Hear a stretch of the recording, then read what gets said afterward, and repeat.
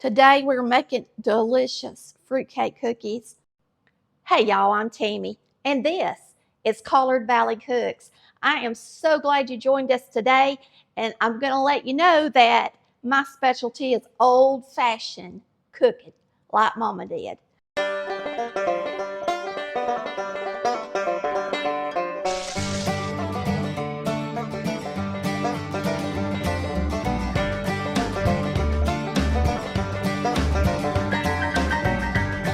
For today's old-fashioned recipe, I'm using a recipe book called The Best of Country Cooking. This is one I found in a thrift store, and it was copyrighted in 1993, and it is got a lot of good recipes in it. It's called The Best of Country Cooking, and this recipe is fruitcake cookies put in here by Julia Funkhauser from Carson, Iowa. The only thing I did is add more vanilla and some cinnamon.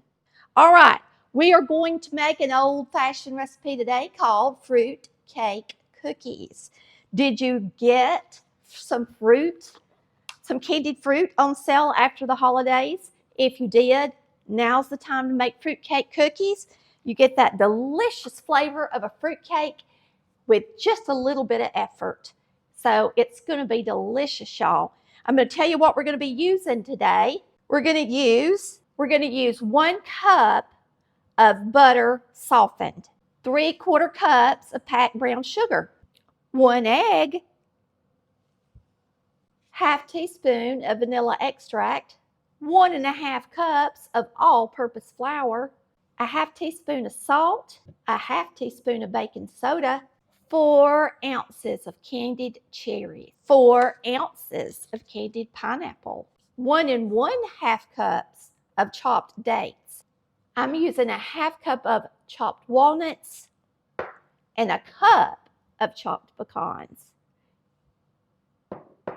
This recipe called for hazelnuts, but I don't have any, and it was a 1/2 cup. It had a 1/2 cup each of 3 different nuts, but today we're going to use the cup of pecans and a 1/2 cup of walnuts. And that's all there is to it. So I'm going to get you up here, and we're going to mix up these delicious fruitcake cookies. You want to have your oven preheated to 325 degrees, and these are going to be baking for 15 minutes. I still have to chop up my pineapple, so I thought I'd show y'all this chopper. This chopper is a lot cheaper than my other chopper that I recommend. And I wanted to try it out and see how it worked before I put it on the website to give y'all a different option for a chopper besides the one that I use that's so expensive. I am going to chop up a little bit, some pineapple, and just put in here, and then we're going to chop it with a chopper. I'm supposed to have about 4 ounces, it says, which is about a little less than a 1/2 cup, I think, of something like this because it weighs a little bit. Now, if you don't like candied fruit, let me just give you a tip. It's probably because you've never had a good recipe with it. Because I'm going to tell you, candied fruit is absolutely delicious in fruitcake. Just close your eyes and forget it's in there and give it a try.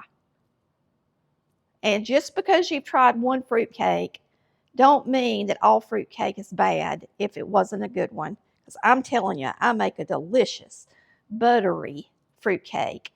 And these cookies are so full of butter. They're going to be delicious. Okay, guys, I have been eating these cookies, actively eating the cookies for a few minutes, and they are, to me, more like a fruit cookie. Like, I'm not a big fruitcake eater. I'm not just going to go out there and pick something that's fruitcake. But this is more like a fruit cookie to me than a fruitcake cookie. It's delicious. I love it. All right, I think that ought to do it. My hands are really sticky. I'll put the lid on this. I will say that it's got a pretty good, about a 1/2 inch tab that goes into a hole on the top of this. So if you're putting pecans or something in here, Make sure you don't get them inside this hole, or you won't be able to get the lid to go down in that connector good. And then you're just going to pull it. Even with something this thick and sugary, I'm going to see how it works. I've already done my cherries and it did a good job.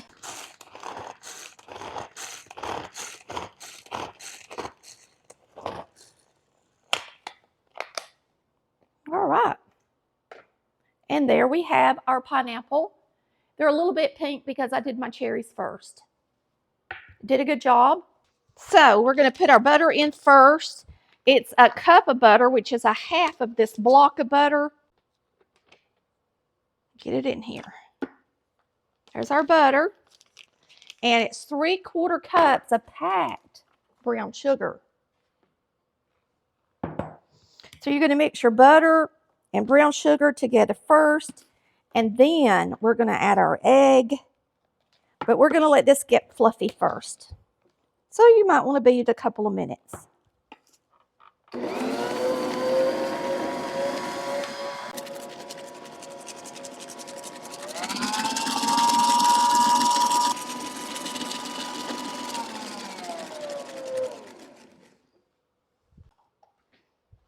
We're going to add our egg. Let that mix up good.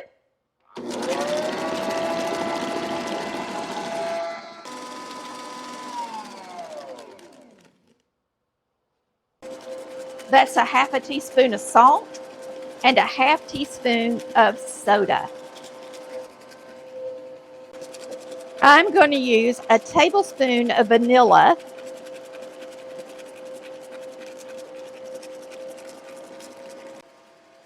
And now we're going to start adding our flour, a half cup at a time.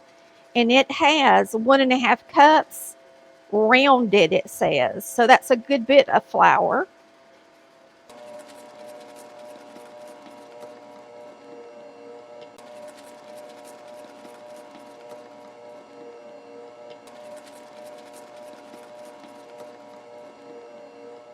Now, typically, I would put flour in my candied fruit, okay? When I'm doing a fruit cake, I toss it in flour before I add it to the batter. But a fruit cake batter is a lot different than a cookie batter. So today, I'm just going to throw it in there. I'm not going to try to flour it because I chopped it pretty small. So we're going to add our fruit and nuts, and then we'll be able to bake these in the oven.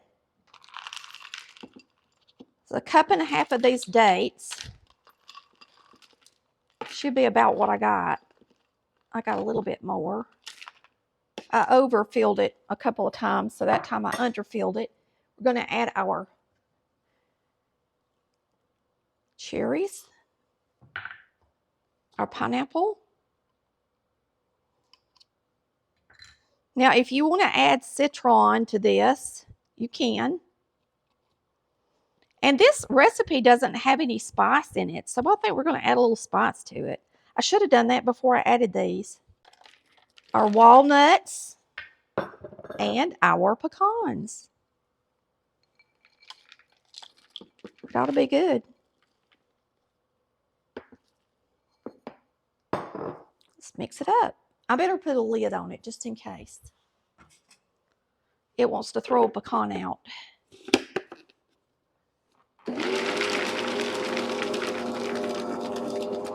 All right.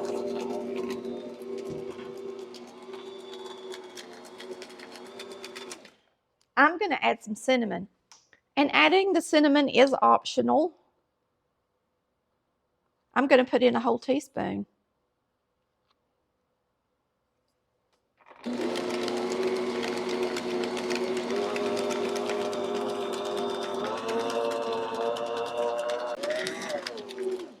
And there you have it, fruitcake cookie batter. It looks like red cherries. And you don't want to mix this up with a hand mixer because it's a pretty stiff batter with a lot of fruit. You don't want to burn your motor up. So if you've got a larger mixer, you should use it. I guess if you put the fruit in there by hand, you could do it that way. Mix it up with a mixer and then add your fruit in and just mix it by hand if you don't have a stand mixer.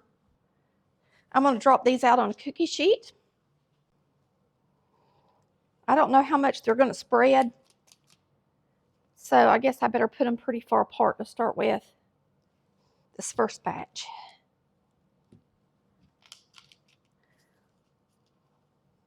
We'll just do a dozen since these are big. And you're supposed to bake these for 15 minutes at 325. All right, we're going to get them in the oven.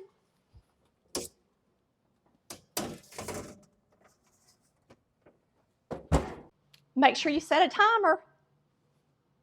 I don't know if you've ever tried my fruitcake, but I've been told it's the best they've ever tasted by quite a few people. So if you love fruitcake, you should look up my holiday fruitcake recipe and make you one for Christmas this year. All right, y'all, I checked these after the 15-minute mark and they didn't have any brown on them at all. So if you like a really soft cake-like cookie, then you want to bake them at 325 for 15 minutes. I like a crunchier cookie around the edges, so I have turned my temperature up to 375 and I'm going to bake them until they're nice and golden brown around the edges. I'm going to take these out. We may just bake the next batch at the higher temperature and see the difference in them. All right, there they are.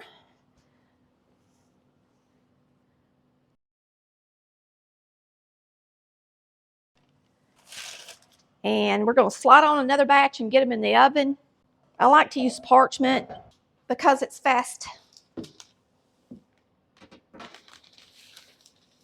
And you can have it ready to go for your next batch. All right, I want y'all to see what happened when I turned the temperature up. They stayed taller and they didn't spread out. So if you want them to be spread out, which I like them spread out, we're going to have to make the temperature 325. I do like to experiment with cookies, especially when it's a new recipe. And I hope you'll do the same thing. The one on your left, this one baked at 325, so it spread out more. This one baked at 350. So it caught it up and got it cooking on the inside while it was rising, and that way it didn't fall as quick. So if you want a flat, chewy cookie, you need to go 325 and then turn it up at the end.